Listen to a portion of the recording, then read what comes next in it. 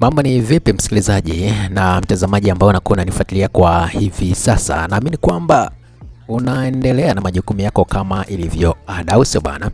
Sasa kwenye michezo hii leo ni taarifa kutoka ndani ya Simba Sports ambao kwa hivi sasa bado bundi anatembea kwenye mitaa Msimbazi pale kwa sababu migogoro kama kawaida hii inaendelea. Na mara baada ya kuwa wamejitokeza baadhi ya mashabiki kuongea na kulalamika kuhitaji Mohamed Dewji Mo aondoke ndani ya Simba Sports, bana, viongozi wa Simba upande wa bodi ya wakurugenzi wamekuja kuweka wazi kwamba wanatoa onyo kwa mashabiki hao ambao wanajitambulisha kwamba wao ni mashabiki wa Simba na wanaita waandishi wa habari, wanazungumza habari za Simba bila kibali maalum na wanatumia nembo ya Simba Sports na wadhamini wake.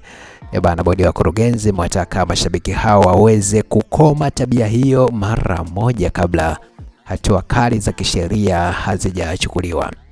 Kwa mujibu wa taarifa ambayo imetolewa na viongozi wa Simba ni kwamba tayari wamekwisha kutoa taarifa kwa jeshi la polisi kuhusiana na changamoto hiyo ambayo au kadhia hiyo ambayo inaletwa na mashabiki hao wanaojiita ni mashabiki wa Simba ambao kwa madai yao wanadai kwamba wanamtukana mwekezaji Mohamed Dewji Mo. Ukweli ni kwamba ndani ya Simba inaonekana kuna jambo halipo sawa, kwa sababu ukiangalia maneno yanakuwa ni mengi sana, viongozi nao wengine wapo kimya, na kwa hivi sasa ukiangalia ambaye anatajwa sana ni mwenyekiti Murtaza Mangungu ambaye ndio angarau yeye hapo nyuma amewahi kutokea na kujibu kwamba anashangaa kuona mashabiki ni kwa nini wanamzungumzia vibaya, hasa timu inapokuwa inafanya vibaya, lakini timu ikiwa inafanya vizuri basi hawajitokezi na kulitaja jina lake kama ambavyo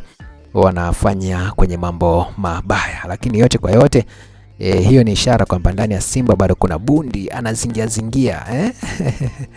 Unajua kwenye tamaduni za Kiafrika bwana, akionekana bundi kwenye paa la nyumba yako bwana, mambo yanakuwa mengi kwa kweli, tafsiri zinakuwa nyingi sana. Kwa hiyo hata ndani ya Simba maneno yanapokuwa mengi naonesha kwamba kuna jambo halipo sawa, na yote yanatokana na Simba kufanya vibaya kwenye michuano ya kimataifa ambayo walikuwa wanaendelea kushiriki of course mpaka hivi sasa, kwa sababu tunavyozungumza wana mechi dhidi ya Petro di Luanda pale Angola. Unaona sasa Simba matumaini ya kwenda robo finali tena hakuna. Hatua ambayo alikuwa ameizoea, maneno yanakuwa ni mengi kweli kweli. Kwa hiyo yote kwa yote tukae tusubiri tuone ni kipi ambacho kitakuwa kinaendelea ndani ya Simba. Issue ni moja tu, viongozi, mashabiki, wadau wa Simba Sports kukaa pamoja kuona namna gani ambavyo wanaweza wakakana sawa na kuanza safari moja, ili ule msemo wao wa Simba nguvu moja uweze kuakisi aliyomo ndani, kuliko hivi sasa ambapo inaonekana kwamba Simba sio nguvu moja tena, Simba ni nguvu nyingi. Wewe una maoni yapi kuhusiana na kile ambacho kinaendelea ndani ya Simba? Basi dondosha hapo chini na mambo yatakwenda vizuri zaidi.